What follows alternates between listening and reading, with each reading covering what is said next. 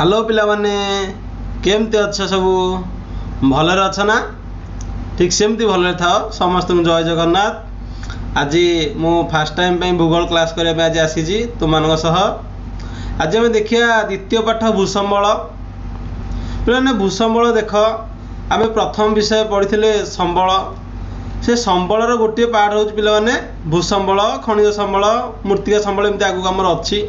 तो फास्ट आम देखिए पिला माने भूसंबल देख आमे माने पिला माने भूमि उपरे बास करछे पिला भूमि उपर अर्थ होची आमे माने समस्ते पृथ्वी उपरे बास करछे। जदि केतेबेले तम मन रे किछि प्रश्न आसे जे आमे पृथ्वी उपरे बास करछे ना पृथ्वी भितर बास करछे सदा बेले मन रख जे आमे पृथ्वी उपरे बास करछे पृथ्वी भितर नुहे। तेणु आमर समस्त प्रकार सामाजिक और अर्थनैतिक कार्यकलाप यह कार्यकारी कराए जेते सब कार्य आम करुचे सामाजिक कार्य हो कि अर्थनैतिक कार्य पिला माने आमे स्कूल जीवा ट्यूशन जीवा पाठ पढ़ा खेलिबा खाइबा नाचिबा एवं जे चाकरी करते सी जे चाकरी क्षेत्र को जीवे जे कौन कार्य आम करुचे ताहा पिला माने आमे ही भूमि उपर ही करथाउ। तेणु विभिन्न प्रकार आवश्यकता पूरण पाई आमे भूमि को व्यवहार करुचे सेथिपाई भूमि को एक मौलिक प्राकृतिक संबल और प्रकृतिर एक अमूल्य दान भाव में विचार करा जाए। तो पिले माने तेणु आमे माने निजर आवश्यकता पूरण करने भूमि को पिले माने व्यवहार करछे। देख जेमिति आम जीवन पिले माने मौलिक आवश्यकता तुम माने जानिछ खाद्य वस्त्र एवं बासगृह पिले माने आमे समस्ते खाद्य पाई उद्भिद उपर निर्भर करछे। उद्भिद केउठार अछि ना उद्भिद भूमि उपरे बढ़ी थाए। वस्त्र वस्त्र आम जो पिंधुचे ता कपार तैयारी कपा कौट अच्छी कपा गछ निश्चिंत भूमि अच्छी माटी अच्छी। बासगृह आम बासगृह केउठी तैयारी करछे पिला माने एई भूमि उपरे तैयारी करछे। तेणु आमे मनुष्य माने निजर आवश्यकता पूरण करबा पे पिला माने भूमि को व्यवहार करथाउ। सेथिबाई भूमि को एक मौलिक प्राकृतिक संबल और प्रकृतिर एक अमूल्य दान भाव विचार कर जाए। बुझिपाल ना पिला माने गोटे अमूल्य जार मूल्य आमे देई परिबा नाही जो भगवान आमको ये भूमि देइछंती तांकु आमे कौनसी मूल्य प्रदान करि परिबा नाही। तमे जानलो जे हमर जेउ सब जिनिस आवश्यकता जीवन धारण पे अछि सब आमे पिला माने भूमि रु ही पाइथो। देखो तेणु लेखा जे कोन भूमि होची सेथि पाई भूमि को पिला माने एक प्राकृतिक संबल एवं प्रकृतिर एक अमूल्य दान भाव विचार जे आमठो कौनसी मूल्य न नहीं प्रकृति आमको दान करथाए भूमि को। तो पिला माने देख भूसंबलर विनियोग आम देखा पिला माने भूसंबलर विनियोग अर्थ पिला माने व्यवहार आम को काम रे भूमि को पिला माने व्यवहार करछे। देख पिला माने भूमि होची प्रकृतिर समस्त परिसंस्थारे थिबा समग्र जीव जगतर भार बहन करिथाए। मनुष्य भूमि को विभिन्न भाग में व्यवहार करथाए। पिले माने देख परिसंस्था कौन जेउठारे उद्भिद और प्राणी मिसिकर सहवस्थान करिथांती बा मिलिकर रहिथांती मिसिकर रहिथांती जे परिवेश रे ताकू पिले माने परिसंस्था बोली कुआ जाए। परिसंस्था जेउठारे उभय उद्भिद एवं प्राणी मिसिकर रहिथांती ताकू परिसंस्था बोली कुआ जाय। तेणु भूमि प्रकृतिर समस्त परिसंस्थारे थिबा समग्र जीव जगतर भार बहन करे। तेणु जो प्राणी उद्भिद जो परिसंस्था गुड़िक सृष्टि करथांती समस्त परिसंस्थार भार बहन करी भूमि रही थाए। तेणु मनुष्य भूमि को पिले माने विभिन्न भाव में व्यवहार करथाए।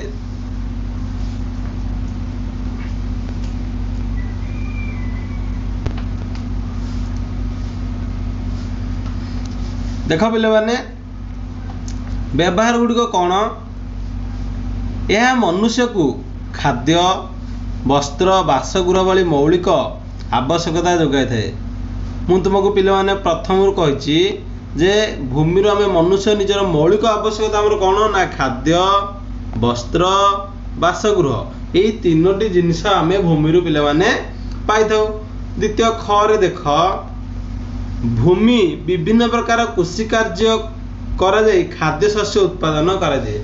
आमे जो खाद्य शस्य खाऊचे देख पिले माने भात रुटी ସୁଜି ଡାଲି ଜାତୀୟ ଯେକୌଣସି ଆମେ ଯେଉଁ ଖାଦ୍ୟ ଖାଉଛେ ପିଲାମାନେ ସେଗୁଡ଼ିକୁ ସବୁ ଭୂମିରେ କୃଷି କାର୍ଯ୍ୟ କରାଯାଇ ଖାଦ୍ୟ ଶସ୍ୟ ଗୁଡ଼ିକ ଉତ୍ପାଦନ କରାଯାଇଥାଏ। ଗରେ ଦେଖ କ'ଣ ଦେଇଛି ପିଲାମାନେ ଗ୍ରାମ ସହର ବିଭିନ୍ନ ଶିଳ୍ପ କେନ୍ଦ୍ର ଶିକ୍ଷା ସ୍ୱାସ୍ଥ୍ୟ ବଜାର ପ୍ରଶାସନିକ ଅନୁଷ୍ଠାନ ଇତ୍ୟାଦି ସ୍ଥାପିତ କରାଯାଇଥାଏ। ପିଲାମାନେ କହିଛି ବାସଗୃହ କହିଥିଲି ତମକୁ ପ୍ରଥମରୁ ଯେ ବାସଗୃହ ଯେପରି ଗ୍ରାମ ସହର ବିଭିନ୍ନ ଶିଳ୍ପ କେନ୍ଦ୍ର ହେଉ ଶିକ୍ଷା ସ୍କୁଲ କଲେଜ ବିଶ୍ୱବିଦ୍ୟାଳୟ ସ୍ୱାସ୍ଥ୍ୟ ମେଡିକାଲ ଗୁଡ଼ିକ ମଧ୍ୟ ବଜାର ପ୍ରଶାସନିକ ଯେତେକ ସବୁ ସରକାରୀ ଅନୁଷ୍ଠାନ ସବୁଗୁଡ଼ିକ ଭୂମି ଉପରେ ହିଁ ନିର୍ମାଣ କରାଯାଇଥାଏ। ବୁଝିପାରିଲ ପିଲାମାନେ? ଦେଖ ବିଭିନ୍ନ ପ୍ରକାର ରାସ୍ତାଘାଟ ରେଳପଥ ଉଡ଼ାଜାହାଜ ପଡ଼ିଆ ସାମୁଦ୍ରିକ ବନ୍ଦର ଓ ନଦୀ ବନ୍ଦର କେନାଲ ଇତ୍ୟାଦି ପରିବହନ ମାଧ୍ୟମ ନିର୍ମାଣ କରାଯାଇ ସମ୍ବାଦ ସଞ୍ଚାଳନ କେନ୍ଦ୍ର ମଧ୍ୟ ସ୍ଥାପିତ ହୋଇଛି। ପିଲାମାନେ ଭୂମି ଉପରେ ମଧ୍ୟ କ'ଣ ରାସ୍ତାଘାଟ ନିର୍ମାଣ କରାଯାଇଛି। ଆମେମାନେ ଗୋଟିଏ ସ୍ଥାନରୁ ଅନ୍ୟ ସ୍ଥାନକୁ ଯିବା ଜିନିଷପତ୍ର ନେବା ଆଣିବା କରିବା ରାସ୍ତାଘାଟ ନିର୍ମାଣ କରାଯାଇଛି ଭୂମି ଉପରେ। ଏବଂ କ'ଣ ପିଲାମାନେ ରେଳପଥ ମଧ୍ୟ ନିର୍ମିତ କରାଯାଇଛି। ରେଳ ଦ୍ୱାରା ଆମେ ଦୂର ସ୍ଥାନକୁ ଯାଉଛେ ମାଲ ପରିବହନ କରୁଛେ। ପିଲା ଆମ ଦେଶରେ ଯେତେ ସବୁ ଦ୍ରବ୍ୟ ଗୋଟିଏ ସ୍ଥାନରୁ ଅନ୍ୟ ସ୍ଥାନକୁ ଗୋଟିଏ ରାଜ୍ୟରୁ ଅନ୍ୟ ରାଜ୍ୟକୁ ପଠାଯାଇଥାଏ ତାହା ରେଳପଥ ଦ୍ୱାରା ହୋଇଥାଏ। ଏବଂ ଭାରତର ଅଧିକାଂଶ ଲୋକ ପିଲାମାନେ ରେଳପଥ ଦ୍ୱାରା ଯିବା ଆସିବା ମଧ୍ୟ କରିଥାନ୍ତି। ଉଡ଼ାଜାହାଜ ପଡ଼ିଆ ପିଲାମାନେ ଆମର ଯେଉଁ ଏୟାରପୋର୍ଟ ଅଛି ଉଡ଼ାଜାହାଜ ପଡ଼ିଆ ତାହା ମଧ୍ୟ ଭୂମି ଉପରେ ନିର୍ମିତ ହୋଇଅଛି। ପିଲାମାନେ ସିନା ଏରୋପ୍ଲେନଟା ଉପରେ ଉଡ଼ୁଛି ଆଉ ତାର ଯେଉଁ ଅଛି ପଡ଼ିଆଟା ଉପରେ ଅଛି। ତ ପିଲାମାନେ ଉଡ଼ାଜାହାଜ କୋଉଠି ଯାଉଛି ନା ଉଡ଼ି ବିମାନରେ ଯିବା ସମସ୍ତେ ସାଇବେରିଆରେ ଓହ୍ଲେଇ ପଡ଼ିବା। ନାଇଁ ତମେ କେହି ପିଲାମାନେ ଯିବନି ସାଇବେରିଆ। ତମେ ଯଦି ସାଇବେରିଆ ପଳେଇବ ଆଉ ତମେ HSC 2026 ଏକ୍ଜାମ କିଏ ଦେବ? ନେକ୍ସଟ ଦେଖ ପିଲାମାନେ ସାମୁଦ୍ରିକ ବନ୍ଦର ମଧ୍ୟ ନିର୍ମାଣ କରାଯାଇଛି। ନଦୀବନ୍ଧ କେନାଲ ନଦୀବନ୍ଧ ପିଲାମାନେ ସମସ୍ତେ ଜାଣିଥିବ ଓଡ଼ିଶାରେ ନଦୀବନ୍ଧ ଆମର ଅଛି ସମ୍ବଲପୁର ଜିଲ୍ଲାରେ। ତ ପିଲାମାନେ ନଦୀବନ୍ଧ ନଥିଲେ ଆମେ ବିଭିନ୍ନ ପ୍ରକାର ଅସୁବିଧା ମଧ୍ୟ ହୋଇଥାନ୍ତା। ତେଣୁ ଭୂମି ଉପରେ ନଦୀବନ୍ଧ ମଧ୍ୟ ନିର୍ମାଣ କରାଯାଇଛି। ପରିବହନ ମାଧ୍ୟମ ନିର୍ମାଣ ମଧ୍ୟ କରାଯାଇଛି। ସମ୍ବାଦ ସଞ୍ଚାଳନ କେନ୍ଦ୍ର ମଧ୍ୟ ସ୍ଥାପିତ ହୋଇଅଛି ପିଲାମାନେ ଭୂମି ଉପରେ। ଏବଂ ଭୂମିର ପଏଣ୍ଟ ଦେଖ ଭୂମିର ଉପରିଭାଗରୁ ଓ ଅଭ୍ୟନ୍ତରକୁ ବିଭିନ୍ନ ପ୍ରକାର ଖଣିଜ ଦ୍ରବ୍ୟ ଉତ୍ତୋଳନ କରି କଞ୍ଚାମାଲ ଭାବରେ ଶିଳ୍ପ କେନ୍ଦ୍ର ମାନଙ୍କୁ ଯୋଗାଇ ଦିଆଯାଇଥାଏ। ପିଲାମାନେ ସେତିକି ମଧ୍ୟ ନୁହେଁ ଭୂମିର ଉପରିଭାଗକୁ ଅଭ୍ୟନ୍ତରରୁ ଆମେ ଯେଉଁ ସବୁ ଖଣିଜ ଦ୍ରବ୍ୟ ଉତ୍ତୋଳନ କରାଯାଇଥାଏ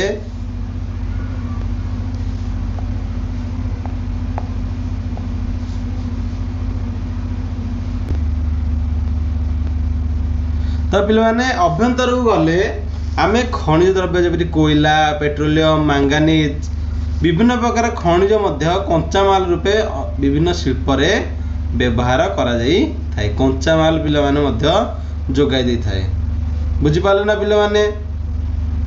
ଠିକ ଅଛି ଦେଖ ଆଗକୁ ଯିବା। ଭୂପୃଷ୍ଠରେ ଥିବା ଅରଣ୍ୟ ତୃଣଭୂମିରେ ବାସ କରୁଥିବା ପ୍ରାଣୀ ମନୁଷ୍ୟର ବିଭିନ୍ନ ଆବଶ୍ୟକତା ପୂରଣ କରିବା ସଙ୍ଗେ ସଙ୍ଗେ ଏକ ଅନୁକୂଳ ପରିସଂସ୍ଥା ସୃଷ୍ଟି କରି ବିଶ୍ୱ ଜଳବାୟୁକୁ ମଧ୍ୟ ନିୟନ୍ତ୍ରିତ କରିଥାଏ। ତେଣୁ ପିଲାମାନେ ଭୂପୃଷ୍ଠରେ ଅରଣ୍ୟ ତୃଣଭୂମି ଅଛି ସେଥିରେ ବିଭିନ୍ନ ପ୍ରକାର ପଶୁ ପକ୍ଷୀ ସବୁ ବସବାସ କରିଛନ୍ତି ଯାହା କ'ଣ ମନୁଷ୍ୟର ବିଭିନ୍ନ ଆବଶ୍ୟକତା ପିଲାମାନେ ପୂରଣ କରିଥାଏ ଏବଂ ବିଶ୍ୱ ଜଳବାୟୁକୁ ମଧ୍ୟ ନିୟନ୍ତ୍ରିତ କରିଥାଏ। ଦେଖ ପିଲାମାନେ ଯଦି ଜଙ୍ଗଲରୁ ହରିଣ ମରିଯିବ ତାହେଲେ ବାଘ ମଧ୍ୟ ବଞ୍ଚିପାରିବ ନାହିଁ। ହରିଣ ବାଘ ମରିଗଲେ ଜଙ୍ଗଲ ସୃଷ୍ଟି ହୋଇଯିବ ବା ବିଭିନ୍ନ ପ୍ରକାର ଅସୁବିଧା ସୃଷ୍ଟି ହେବ। ତେଣୁ ପିଲାମାନେ ପରିସଂସ୍ଥା ମଧ୍ୟ ନିହାତି ଆବଶ୍ୟକ ରହିଛି।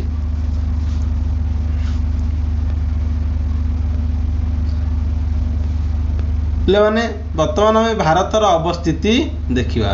ତମାନେ ଜାଣିଛ ଆମେ ସମସ୍ତେ ଭାରତବାସୀ ଭାରି ସାହାଯ୍ୟ ଭାରତ ଭିତରେ ଆମେ ବାସ କରୁଛୁ ସମସ୍ତେ।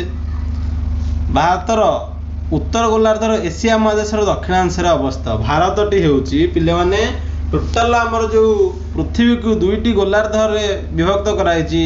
ବିଶ୍ୱରେଖା ଆମର ମଧ୍ୟଭାଗରେ କାଳ୍ପନିକ ରେଖା ଉତ୍ତର ପଟକୁ ଉତ୍ତର ଗୋଲାର୍ଦ୍ଧ ଏବଂ ବିଶ୍ୱରେଖାର ତଳକୁ ଦକ୍ଷିଣ ଗୋଲାର୍ଦ୍ଧ କୁହାଯାଏ। ଆମ ଭାରତଟି ପିଲାମାନେ ଉତ୍ତର ଗୋଲାର୍ଦ୍ଧରେ ଏସିଆ ମହାଦେଶର ଦକ୍ଷିଣାଂଶରେ ଅବସ୍ଥିତ। ମାନେ ଆମେ ଉତ୍ତର ଗୋଲାର୍ଦ୍ଧରେ ଅଛେ ଯେଉଁ ଏସିଆ ମହାଦେଶ ଆମର ଅଛି ତାର ଦକ୍ଷିଣ ଅଂଶରେ ଆମେ ଅବସ୍ଥିତ। ଏହାର ମୂଳ ଭୂଖଣ୍ଡ ପିଲାମାନେ 84 डिग्री 4 मिनिट उत्तर ओ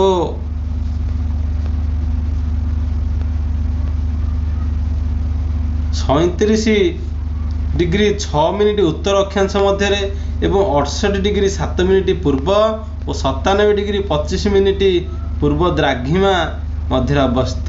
यही मूल भूखंडर पिलाने दक्षिणतम स्थान हूँ तमिलनाडु राज्यर कन्याकुमारी। बुझीपार पिलाने मूल भूखंडर दक्षिणतम स्थान हूँ कन्याकुमारी, जोठारे अरब सागर बंगोपसागर और भारत महासागर मिलित होती। पिलाने जो भारत मूल भूखंडर दक्षिणतम स्थान हूँ कन्याकुमारी, जोठारे कौन ना बंगोपसागर अरब सागर एवं भारत महासागर तीन पटू ताकू से मिलित होती। तेणु भारत को आम उपद्वीप कही।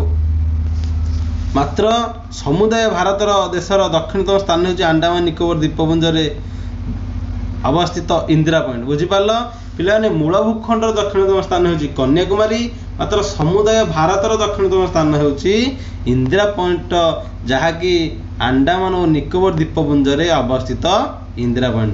बुझीपार ना पिलाने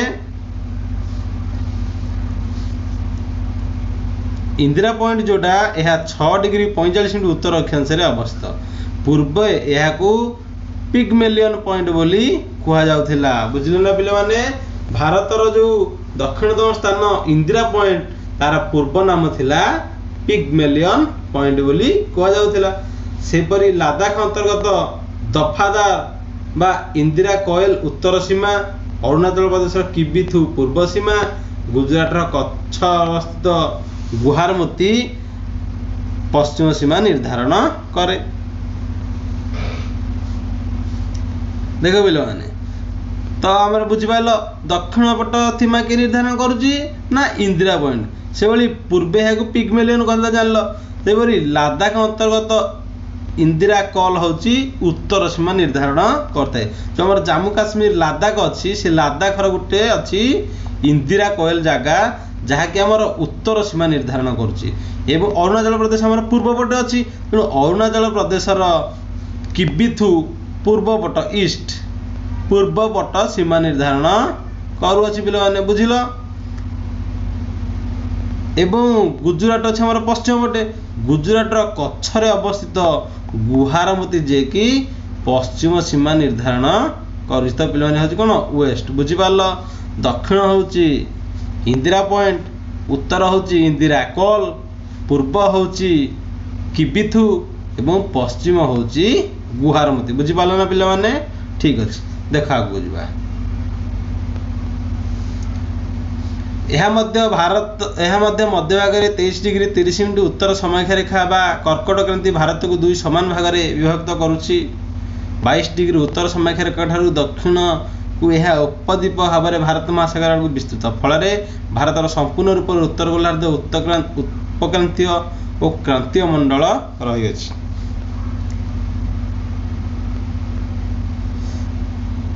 पिलाने आम जानी भारतर अवस्थित विषय, भारतर को अक्षांश रू कई अक्षांश क्यों द्राघिमा क्यों द्राघिमा अच्छी, पूर्व पटे किए सीमा निर्धारण करुच्ची, पश्चिम पटे किए सीमा निर्धारण करुच्ची, उत्तर पटे किए सीमा निर्धारण करुच्ची, दक्षिण पटे किए सीमा निर्धारण करुच्ची। तो देख भारतर आयतन केते जनसंख्या कौन स्थल भाग विषय को पटू केते अच्छे आम पिलाने देखिबा, ता आयतन विषय देखिबा। पिलाने भारतर समुदाय आयतन हूँ 3.28 नियुत वर्ग किलोमीटर।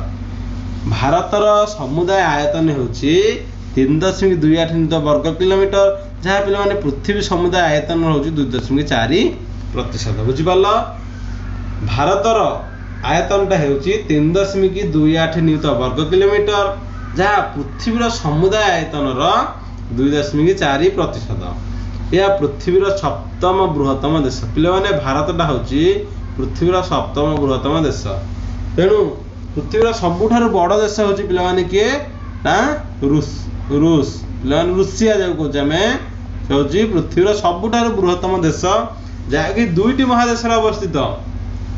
तो पिलाने तमें कमेंट रे जनइब कौ 2टा महादेश रूस देशटी अच्छी, निश्चिंत कमेंट रे जनइब। जो क्लास कर निश्चिंत कमेंट रे जनइब जे रूस महादेशटा कौ 2टा महादेश रही अछि।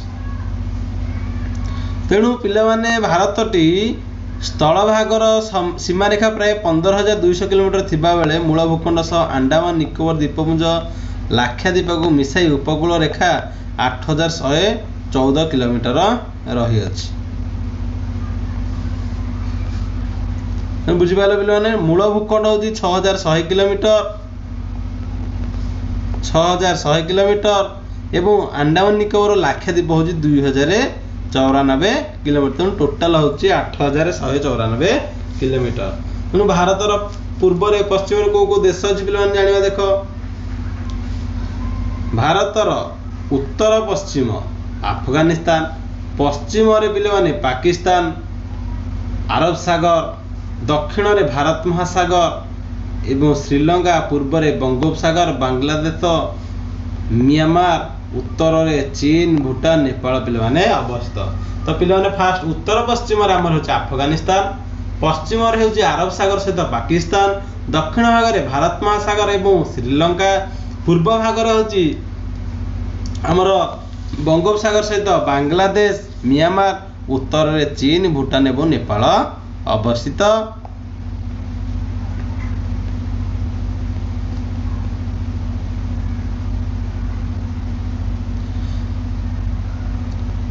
ପିଲାମାନେ ଭାରତର ଆମର ଯୋଉ ଅଛି ଭାରତ ମାନଚିତ୍ରଟି ଦେଖ, ମୁଁ ଏଠି ତମକୁ ଦେଖାଉଛି।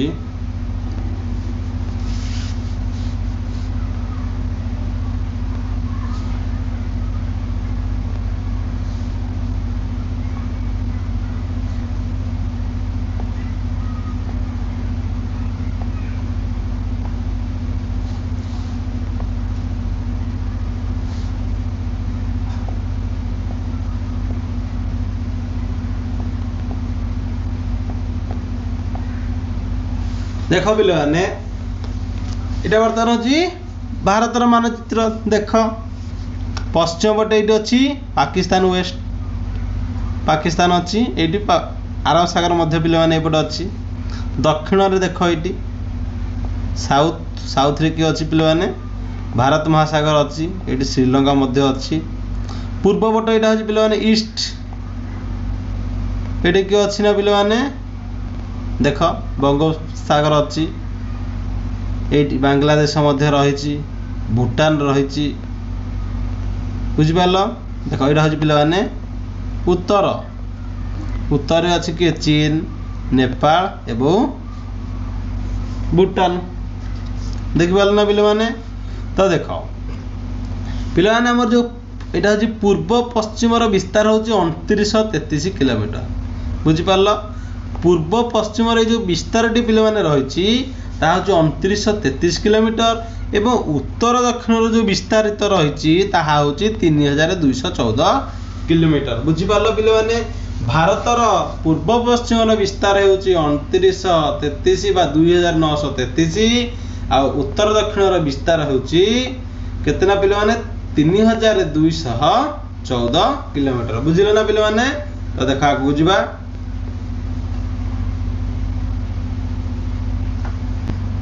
तो पिलाने भूसंबल प्रकार सहित देखा।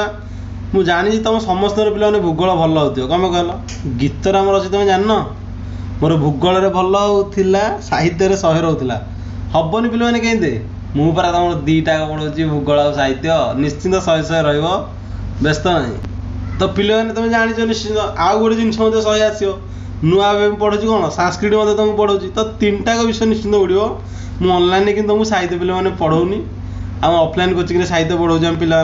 ठीक अच्छे देख पिलाने भूसंबल प्रकार भेद देखा। भूसंबल विभिन्न प्रकार भूसंबल भूपृष्ठ विभिन्न प्रकार भूसंबल देखा जाए। भूपृष्ठ उभय जलभाग और स्थलभाग को नहीं गठित। पिलाने भूपृष्ठटी उभय जलभाग एवं स्थलभाग को नहीं गठित, उभय जल स्थल। तेणु भूपृष्ठर समुदाय आयतनर पिलाने शतकड़ा 29 हूँ पिलाने स्थलभाग और 71 भाग हूँ जल। टोटाल पृथ्वी को जदि पिला माने आमे 100 नेबा 100 भाग तो से 71 भाग हूँ पिलाने जल भाग एवं 29 भाग हूँ पिलाने स्थल, बुझिपार ना। टोटाल 71 हूँ ଜଳ ଏବଂ 29% ହେଉଛି ସ୍ଥଳ। ତେଣୁ ଭୂ ଉଚ୍ଚାବାଚ ଦୃଷ୍ଟିରୁ ସମୁଦ୍ର ପତନ ଠାରୁ ସ୍ଥଳଭାଗର ଉଚ୍ଚତା ଅନୁସାରେ ଭୂଭାଗକୁ 3 ଭାଗରେ ବିଭକ୍ତ କରାଯାଇଛି।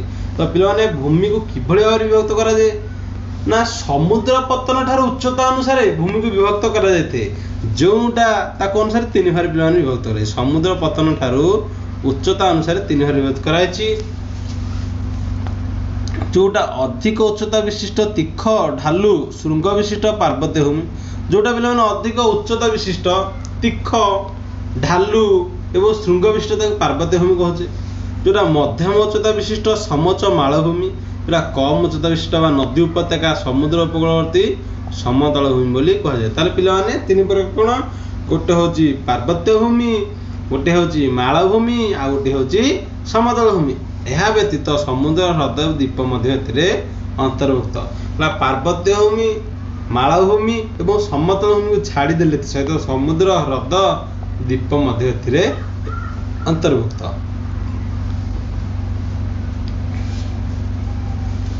ତେଣୁ ଭାରତର ସମୁଦାୟ ଭୂସମ୍ବଳର ଆୟତନ ହେଉଛି ପିଲାମାନେ କହିଦେବେ 3.28 ନିୟୁତ ବର୍ଗ କିଲୋମିଟର, ଯାହାକି 32,87,000 ବର୍ଗ କିଲୋମିଟର।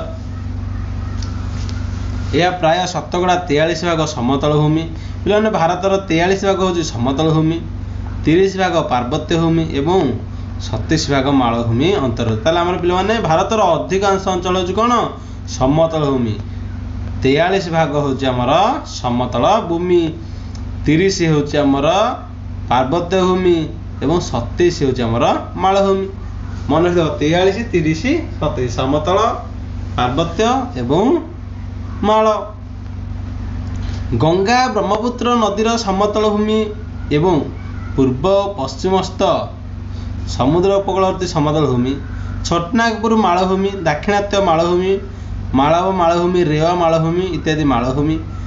ହିମାଳୟ, ବିନ୍ଧ୍ୟ, ଆରାବଳୀ, ପୂର୍ବ ଓ ପଶ୍ଚିମ ଘାଟ ଇତ୍ୟାଦି ପାର୍ବତ୍ୟ ଭୂମି ବିଭିନ୍ନ ପ୍ରକାର ଭୂସମ୍ବଳର ଉଦାହରଣ। ପିଲାମାନେ ଦେଖ ସମତଳ ଭୂମିରେ ଯାଉଛି କି ସେ କହିଲା ସମତଳ ଭୂମି କ'ଣ, ନଦୀ ଏବଂ ସମୁଦ୍ର ଉପକୂଳବର୍ତ୍ତୀ ଅଞ୍ଚଳ ଗୁଡ଼ିକ ହେଉଛି ସମତଳ ଭୂମି। ତେଣୁ ଗଙ୍ଗା ହେଉଛି ଆମର ବୃହତ ନଦୀ ହେଉଛି ଗଙ୍ଗା ବ୍ରହ୍ମପୁତ୍ର ନଦୀର ସମତଳ ଭୂମି। ପୂର୍ବ ପଶ୍ଚିମ ସମୁଦ୍ର ଉପକୂଳବର୍ତ୍ତୀର ସମତଳ ଭୂମି। ତାପରେ ମାଳଭୂମି କ'ଣ ନା ଛୋଟନାଗପୁର ମାଳଭୂମି, ଦାକ୍ଷିଣାତ୍ୟ ମାଳଭୂମି, ମାଳଭୂମି, ରେୱା ମାଳଭୂମି ଇତ୍ୟାଦି ଗୁଡ଼ିକ ହେଉଛି ପିଲାମାନେ ମାଳଭୂମି। ପର୍ବତରେ କ'ଣ ହେଲା ହିମାଳୟ, ବିନ୍ଧ୍ୟ, ଆରାବଳୀ, ପୂର୍ବ ଓ ପଶ୍ଚିମ ଘାଟ ପର୍ବତ ଗୁଡ଼ିକ ହେଉଛି କ'ଣ ନା ପାର୍ବତ୍ୟ ଭୂମିର ପିଲାମାନେ ଅନ୍ତର୍ଗତ। ତେଣୁ କେଉଁ କେଉଁ କ୍ଷେତ୍ରରେ ପିଲାମାନେ କ'ଣ ବ୍ୟବହାର କରା ଦେଖ ନା ପିଲାମାନେ ସମତଳ ଭୂମିକୁ କୃଷି, ଶିଳ୍ପ, ଜନବସତି ଇତ୍ୟାଦି ସୁବିଧା ଯୋଗାଇଥାଏ। ପାର୍ବତ୍ୟ ଭୂମି ଗୁଡ଼ିକ ଜଳ ଉତ୍ସ, ପର୍ଯ୍ୟଟନ, ପାରିବେଶିକ ସନ୍ତୁଳନ ଇତ୍ୟାଦି କାର୍ଯ୍ୟ ସାଧନ କରିଥାଏ। ମାଳଭୂମି ଗୁଡ଼ିକ ଖଣିଜ ସମ୍ବଳ, କୋଇଲା, ଅରଣ୍ୟ, ବନ୍ୟପ୍ରାଣୀ ଇତ୍ୟାଦି ପ୍ରଭୃତି ବିଭିନ୍ନ ସମ୍ବଳର ଗନ୍ତାଘର। ତ ପିଲାମାନେ ସମତଳ ଭୂମିରେ ଆମେ ସମସ୍ତେ ବସବାସ କରୁଛେ, ଶିଳ୍ପ ସ୍ଥାପନ କରୁଛେ, କୃଷି କାର୍ଯ୍ୟ କରୁଛେ। ପାର୍ବତ୍ୟ ଭୂମି କ'ଣ ନା ଜଳର ଉତ୍ସ, ଯେପରି ଝରଣା ଗୁଡ଼ିକ ଆସିଅଛି, ବିଭିନ୍ନ ନଦୀ ମଧ୍ୟ ପିଲାମାନେ ତୁମେ ପଢ଼ିଥିବ ଭାରତର ନଦୀ ଯେଉଁ ବିଷୟଟି ଆମର ଅଛି ଦଶମରେ, ସେଥିରେ ମଧ୍ୟ ପଢ଼ିଥିବ ଯେ କ'ଣ ସବୁ ଯେତେ ସବୁ ନଦୀ ଅଛି ସବୁ ନା ପାର୍ବତ୍ୟ ଅଞ୍ଚଳରୁ ବାହାରି ଅଛି। ଏବଂ ପର୍ଯ୍ୟଟନ, ତ ପିଲାମାନେ ପର୍ଯ୍ୟଟନ ମାନେ ବୁଲିବାକୁ ଯେଉଁ ଯାଉଛି ଆମେ ନିଶ୍ଚିନ୍ତ 2025 ଯେଉଁ ସରିବ ନୂଆ ବର୍ଷ 26 ଆସିବ ନିଶ୍ଚିନ୍ତ ଆମେ ବୁଲିବାକୁ ଯିବା। ପାରିବେଶିକ ସନ୍ତୁଳନ ଇତ୍ୟାଦି କାର୍ଯ୍ୟ ସାଧନ ମଧ୍ୟ କରିଥାଏ କି ପାର୍ବତ୍ୟ ଭୂମି। ମାଳଭୂମି ଗୁଡ଼ିକ କ'ଣ ନା ପିଲାମାନେ ଖଣିଜ ସମ୍ବଳ, କୋଇଲା, ପେଟ୍ରୋଲ ବିଭିନ୍ନ ପ୍ରକାର ଖଣିଜ ସେଠାରୁ ମିଳିଥାଏ। ଏବଂ ଅରଣ୍ୟ, ବନ୍ୟପ୍ରାଣୀ ପ୍ରଭୃତି ମଧ୍ୟ ଗନ୍ତାଘର ହେଉଛି କି ମାଳଭୂମି। ପାହାଡ଼, ପର୍ବତ, ମାଳଭୂମିରେ ପୃଷ୍ଠ ମୃତ୍ତିକା ସ୍ତର ପତଳା। ପିଲାମାନେ ଦେଖ ହେଲେ ଯେଉଁ ପାହାଡ଼, ପର୍ବତ, ମାଳଭୂମି ପୃଷ୍ଠ କ'ଣ ନା ମୃତ୍ତିକାର ସ୍ତର ପତଳା, ପଥୁରୀ ଓ ତା'ର ଜଳଧାରଣ କ୍ଷମତା ହେଉଛି କମ୍।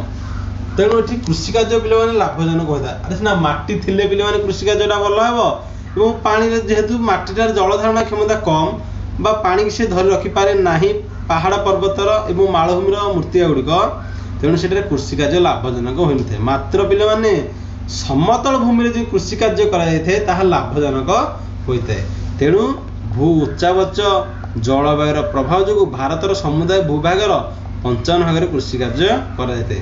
ତ ପିଲାମାନେ ଆମର କେତେ ଟୋଟାଲ ना 44 ना केते भाग अच्छे आम पे मैंने समतल भूमि ना 40 तुम कह 43 भाग 43 भाग समतल भूमि अच्छी किंतु आम चाष करते टोटाल भारतर 55 भाग पे आम कृषि कार्य करुचे देख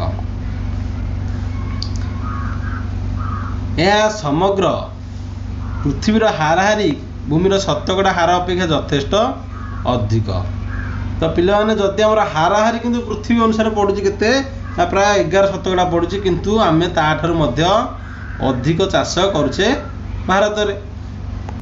ठीक अच्छे पे आज पढ़ा को ये समाप्त करवा इतिमाटा व्यस्त हेले सी तुम जी मुझे बर्तमान तुमको पढ़ेली सब्जेक्ट रू से सर्टे भी आसले एवं भुवनेश्वर एयरपोर्ट रे मोर पे टाइम हो मुझे जाच मुशार नुह कि भारत नुह कौट आसी ना सुदूर साइबेरिया ठीक आसी अमरेंद्र सार डकई तो पे मुझे जाऊँगी बर्तमान तुम एमसीक्यू नहीं आसवे इति मैडम रोची पे रोची थैंक यू जय जगन्नाथ पे रोच welcome to MMC family I am your geography educator Itimay Raut. तो पिला माने आज आम क्लास 10th रो जियोग्राफी बहिर सेकेंड चैप्टर पढ़ा ना कौन भू संबल माने कहले कौन बुझू से विषय आम ये जो प्राकृतिक परिवेश थिया भूमि से विषय आम पढ़ा। तो एबे आम ओस्ता टेस्ट पेपर रु एमसीक्यू आलोचना करवा तापर आमर एमएमसी रो पूरा टीम तुम मानक पई मॉडर्न एबीसी टीबीडब्ल्यू सौरभ को कंटेंट करू। तो पिला माने फास्ट तुम बही पढ़ तुम बही पढ़ के तुम कॉन्सेप्ट क्लियर कर तापर टीबीडब्ल्यू सौरभ ओस्ता प्रैक्टिस कर देखिबो तुमर एग्जाम रे पूरा 100% हेल्प करिवो। तो आउ डेरी करवा नहीं आरंभ कर देवा आज पावर प्ले। चलो देखिबा आमर क्वेश्चन नंबर 1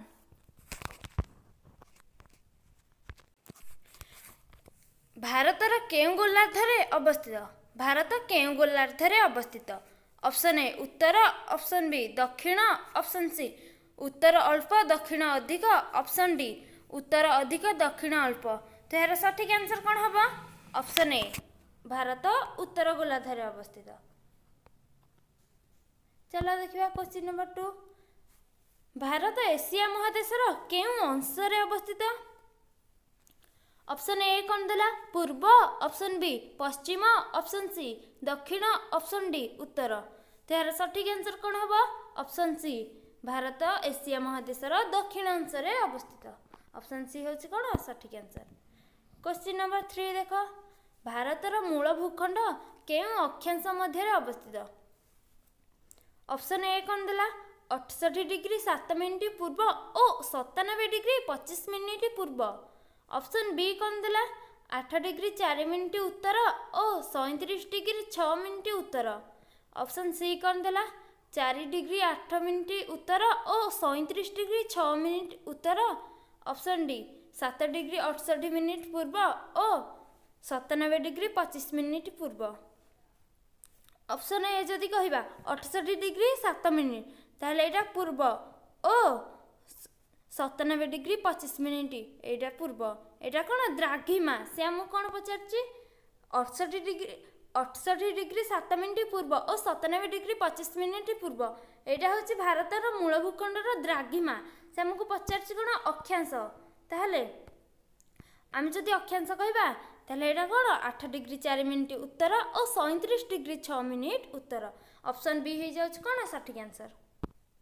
क्वेश्चन नंबर 4 भारतर मूल भूखंड केउं द्राघिमा मध्य अवस्थित ऑप्शन ए 67 डिग्री 8 मिनिट पूर्व और 97 डिग्री 25 मिनिट पूर्व ऑप्शन बी 68 डिग्री 7 मिनिट पूर्व और 95 डिग्री 27 मिनिट पूर्व ऑप्शन सी 68 डिग्री 7 मिनिट पूर्व और 92 डिग्री 57 मिनिट पूर्व ऑप्शन डी 68 डिग्री 7 मिनिट पूर्व और 97 डिग्री 25 मिनिट पूर्व।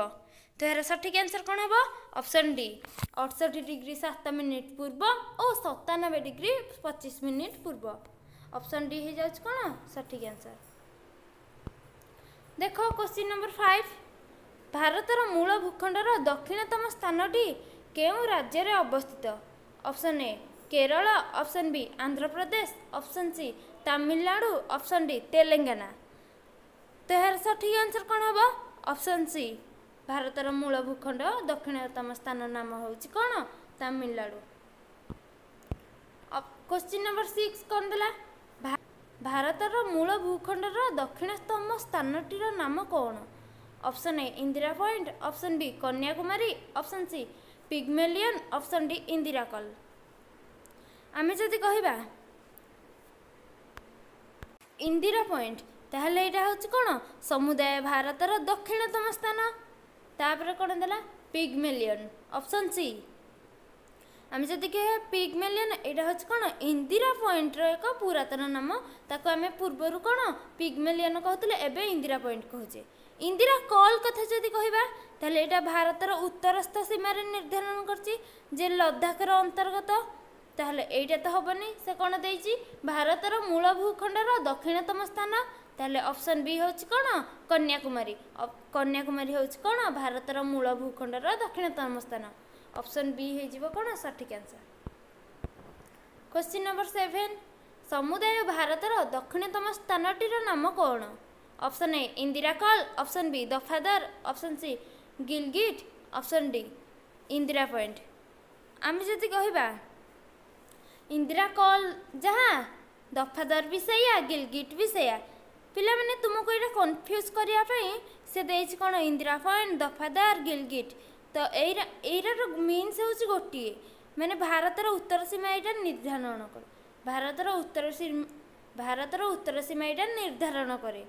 ताहले समुदाय भारतर दक्षिणतम स्थान एटा होछि कोन इंदिरा पॉइंट। ऑप्शन डी हे जिवो कोन सठिक आंसर।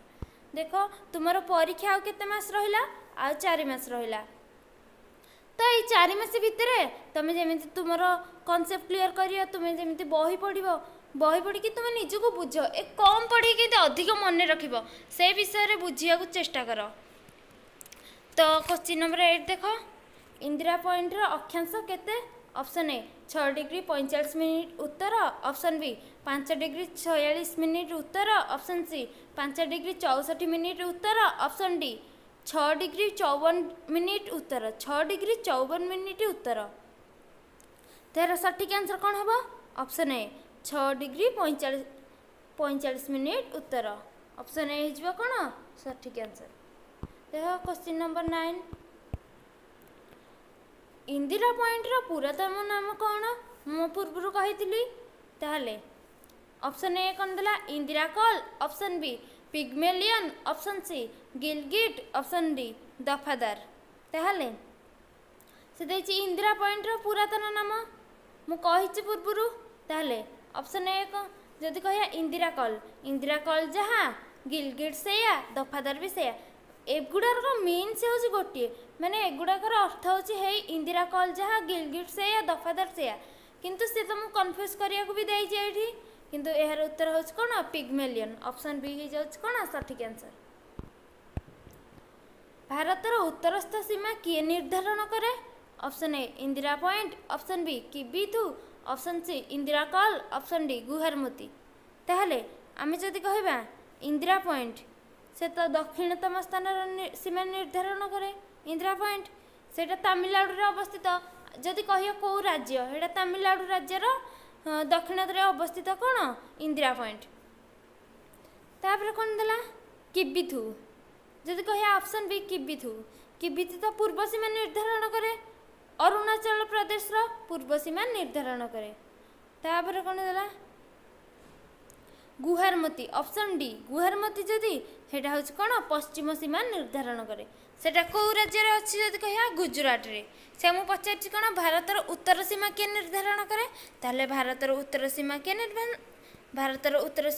निर्धारण करे इंदिरा कॉल को राज्य रे कहले माने लद्दाख। ऑप्शन सी हे जबो कोन सठिक आंसर। देखो क्वेश्चन नंबर 11 भारतर पूर्व सीमा किए निर्धारण करे।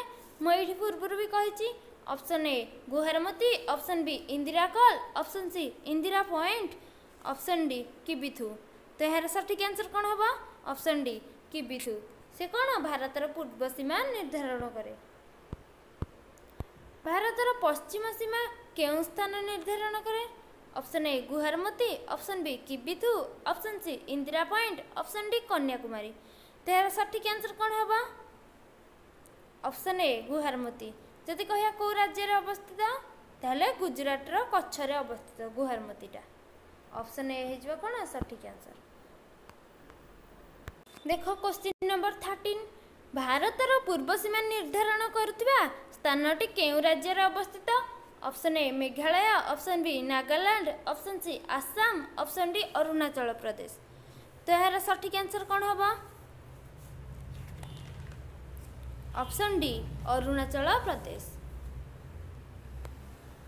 Option D. क्वेश्चन नंबर 14 भारतर पश्चिम सीमा निर्धारण करथिबा स्थानटी केउ राज्य रे अवस्थित। Option A Maharashtra, option B Gujarat, option C Rajasthan, option D Goa. तो यार सठिक आंसर कौन होगा? Option B Gujarat. Question number 15 Arunachal Pradesh के बिथु गुजरात से कौन देछि ब्रैकेट रे सीमा निर्धारण करे। ताहले आमे जदि कहबा ऑप्शन ए कौन देला Ahmedabad, option C Surat, option C Guhar Moti, option D Dafadar. तो यार सठिक आंसर कौन होगा? Option C Guhar Moti. देखो क्वेश्चन नंबर 16 निम्नोक्त केउ स्थान रे भारतर प्रथम सूर्योदय होइथे। Option A Kanyakumari, option B Indira point, option C Kibithu, option D Guhar Moti. तो यार सठिक आंसर कौन होगा? ऑप्शन सी किबिथु रे कौन भारतर प्रथम सूर्योदय होइथे। ऑप्शन सी होछ कौन सठिक आंसर। क्वेश्चन नंबर 17 भारतर मध्य भाग दे जाइथिबा कर्कट क्रांति रे अक्षांश केते डिग्री। ऑप्शन ए 23 डिग्री 3 मिनिट उत्तर, ऑप्शन बी 23 डिग्री 30 मिनिट उत्तर, ऑप्शन सी 32 डिग्री 3 मिनिट उत्तर, ऑप्शन डी 32 डिग्री 30 मिनिट उत्तर। तेरा सठिक आंसर कौन होगा? ऑप्शन बी 23 डिग्री 30 मिनिट उत्तर। क्वेश्चन नंबर 18 भारतर समुदाय आयतन प्राय केते नियुत वर्ग kilometre. Option A 2.38, option B 2.83, option C 2.82, option D 3.28। तो यार सठिक आंसर कौन होगा? ऑप्शन डी 3.28 नियुत वर्ग किलोमीटर। कहार जे भारतर आयतन केते जे 3.28 नियुत किलोमीटर नियुत वर्ग किलोमीटर। क्वेश्चन नंबर 19 भारत पृथ्वीर समुदाय आयतनर प्राय शतकड़ा केते भाग। Option A 2.4, option B 4.2, option C 2.04, option D 4.24। तो यार सठिक आंसर कौन होगा? Option A 2.4। क्वेश्चन नंबर 20 भारत पृथ्वीर केतेतम बृहत्तम देश। ऑप्शन ए षष्ठ, ऑप्शन बी सप्तम, ऑप्शन सी नवम, ऑप्शन डी अष्टम। तेहर सठिक आंसर कौन होगा? ऑप्शन बी सप्तम बृहत्तम देश। क्वेश्चन नंबर 21 भारतर उत्तर पश्चिम रे केउ देश रही अछि। Option A Pakistan, option B Bhutan, option C Afghanistan, option D Nepal. आम जदि कह से आम पचार कौन उत्तर पश्चिम ताहले जदि कह पाकिस्तान पाकिस्तान तो पश्चिम अवस्थित। ऑप्शन बी कौन देला भूटान भूटान उत्तर रे अवस्थित। ऑप्शन सी कौन देला अफगानिस्तान अफगानिस्तान हूँ कौन उत्तर पश्चिम रे अवस्थित। तो यहाँ हो कौन राइट आंसर। ऑप्शन डी कौन देला नेपाल नेपाल हूँ उत्तर रे अवस्थित। से मुझे पचार कौन उत्तर पश्चिम ताले उत्तर पश्चिम हूँ कौन अफगानिस्तान। ऑप्शन सी हो जाए कौन सठिक आंसर। क्वेश्चन नंबर 22 भारतर पश्चिम केउ देश रही अछि। Option A Myanmar, option B चीन, option C Bhutan, option D Pakistan. ताहले आमे जदि कह म्यांमार तो पूर्व रे अवस्थित से मुझे पचार पश्चिम। ऑप्शन बी कौन देला चीनी चीन हूँ उत्तर रे अवस्थित। ऑप्शन सी कौन देला भूटान भूटान भी उत्तर रे अवस्थित। ऑप्शन डी कौन देला पाकिस्तान ताहले पाकिस्तान हूँ कौन पश्चिम रे अवस्थित। ऑप्शन डी हो जाए कौन सठिक आंसर। भारतर उत्तर रे अवस्थित देश मानक मध्यरु केउंटी भिन्न। Option A Pakistan, option B चीन, option C Bhutan, option D Nepal. आमे जदि कहबा पाकिस्तान तो पश्चिम रे अवस्थित से कौन देछि उत्तर अवस्थित देश मानकर केउंठारु भिन्न पाकिस्तान तो पश्चिम रे तापरे अफगानिस्तान तो उत्तर पश्चिम रे सॉरी क्वेश्चन नंबर 23 भारतर उत्तर रे अवस्थित देश मानक मध्यरु केउंटी भिन्न option A Pakistan option B चीन option C Bhutan option D Nepal ताहले पाकिस्तान तो पश्चिम रे अवस्थित चीन उत्तर रे अवस्थित भूटान भी उत्तर रे अवस्थित नेपाल भी उत्तर रे अवस्थित से कौन देइछि उत्तर रे अवस्थित देश मानक मध्यरु केउंटी भिन्न ताले पाकिस्तान ही भिन्न ऑप्शन सी कौन देला भूटान ही उत्तर रे अवस्थित चीन उत्तर रे अवस्थित नेपाल भी उत्तर रे अवस्थित ताले पाकिस्तान होछि कोन भिन्न ताले पाकिस्तान होछि कोन पश्चिम रे अवस्थित ऑप्शन ए होछि कोन सठिक आंसर क्वेश्चन नंबर 24 पश्चिम पाकिस्तान उत्तर पश्चिम option A Myanmar option B Bhutan option C Afghanistan option D Nepal तेरा सठिक आंसर कौन होबो ऑप्शन सी अफगानिस्तान अफगानिस्तान कौन उत्तर पश्चिम चलो देखिए क्वेश्चन नंबर 25 आउ गोटे कथा पिले मैंने तुम जिते जल्दी पारुच चैनल टी को सब्सक्राइब कर जिते जल्दी सब्सक्राइब करियो आमे तुम मानक पई नुआ नुआ वीडियो नहीं आसीबू तो वीडियो टी जल्दी जल्दी सब्सक्राइब कर चलो देखिए क्वेश्चन नंबर 25 भारतर दक्षिण रे केउं देश रही अछि option A Pakistan option B Sri Lanka option C चीन ऑप्शन डी नेपाल आमे जदि कहबा पाकिस्तान मु तो पूर्व कही सारी ऑब्वियसली 3 थर कही सारे पाकिस्तान पश्चिम रे अवस्थित तापर कौन देला ऑप्शन सी चीन होची उत्तर रे अवस्थित नेपाल भी उत्तर रे अवस्थित ताले ऑप्शन बी कौन देला श्रीलंका ताले श्रीलंका होची कोन दक्षिण रे अवस्थित ऑप्शन बी हे जबो कोन सठिक आंसर देखो क्वेश्चन नंबर 26 भारतर उत्तर दक्षिण रो दूरता प्राय केते किमी option A 3124 option B 2933 option C 2393 option D 3214 तेरा सठिक आंसर कौन होबो ऑप्शन डी 3214 कहार दूरता जे भारतर उत्तर दक्षिण रो दूरता क्वेश्चन नंबर 27 भारतर पूर्व पश्चिम रो दूरता प्राय केते किमी option A 2933 option B 2393 option C 2339 option D 3239 तो यार सठिक आंसर कौन होबो ऑप्शन ए 2933 देखो क्वेश्चन नंबर 28 भूपृष्ठर समुदाय आयतनर यथाक्रमे शतकड़ा केते भाग स्थल भाग और केते भाग जल भाग अटे ऑप्शन ए 71 और 29 ऑप्शन बी 29 और 71 ऑप्शन सी 28 और 72 ऑप्शन डी 72 और 28 आमे जदि कहबा आमर तो 3 भाग जल भाग आमे जदि पृथ्वीटा को नबा जदि 4 भाग करिया ताहले 3 भाग जल भाग एवं गोटे भाग स्थल भाग ताहले से कौन देछि जे केते भाग स्थल आ केते भाग जल गोटे भाग ही स्थल ताहले से कौन देला फास्टटा 71 आ 29 71 से आग कौन पचारछि शतकड़ा केते भाग स्थल भाग तो गोटे भाग 71 केबे भी होबनी तमे एटा गोटे साधारण ज्ञान भाबी परिबो कि नहीं ऑप्शन सी कौन देला 28 आ 72 एटा भी होबनी ताहले ऑप्शन बी कौन देला 29 आ 71 ताहले ऑप्शन बी हे जो कोन राइट आंसर क्वेश्चन नंबर 29 उच्चावच दृष्टि समुद्र पतन ठार स्थल भागर उच्चता अनुसार भूभाग को केतोटी भाग रे विभक्त करा जायछि option A 2 option B 4 option C 3 option D 5 तेरा सठिक आंसर कोन हबो ऑप्शन सी जे 3 भाग रे विभक्त करा जायछि क्वेश्चन नंबर 30 मध्यम उच्चता समोच्च मालभूमि अधिक उच्चता ऑप्शन ए नदी उपत्यका ऑप्शन बी समतल भूमि ऑप्शन सी ह्रद ऑप्शन डी तीख ढालू तो यार सठिक आंसर कौन हबो ऑप्शन डी तीख ढालू क्वेश्चन नंबर 31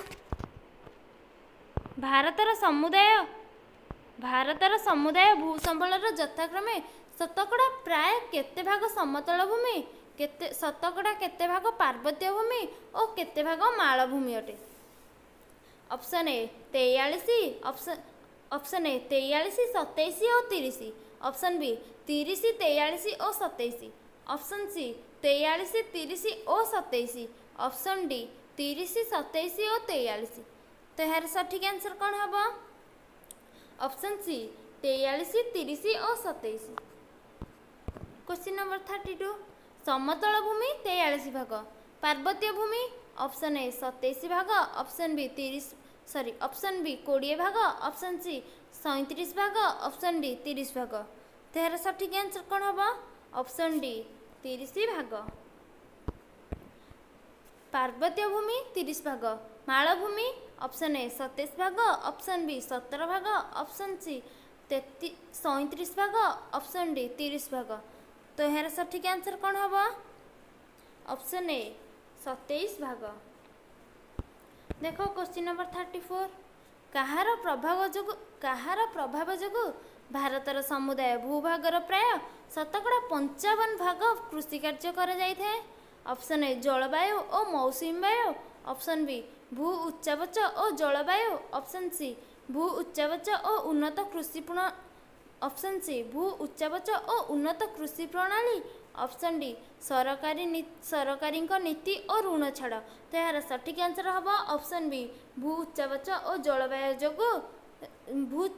जलवायुर प्रभाव जोगु भारतर समुदाय भूभागर प्राय 55 भाग कृषि कार्य करा जाय थाए। क्वेश्चन नंबर 35, भारतर भूसंबलर व्यवहार साधारणतः केतोटी अवस्था उपर निर्भर करଥାଏ? ऑप्शन ए 4टी, ऑप्शन बी 2टी, ऑप्शन सी 3टी, ऑप्शन डी 5टी। तो यार सठिक आंसर कौन हम? ऑप्शन बी 2टी। ताहले भारतर भूसंबलर व्यवहार साधारणतः 2टी अवस्था उपर निर्भर करଥାଏ। तो पिला माने आज आमे क्वेश्चन नंबर 35 जाए डिस्कसन कले। तो आमे पार्ट 2 रे कौन करिया क्वेश्चन नंबर 36 ठारू डिस्कसन करिया। तो रही पिला माने थैंक यू, धन्यवाद, जय जगन्नाथ। तो वीडियोटी जदि भल लगी लाइक करिया, शेयर करिया एवं सब्सक्राइब करिया। तो रही पिला माने थैंक यू, जय जगन्नाथ।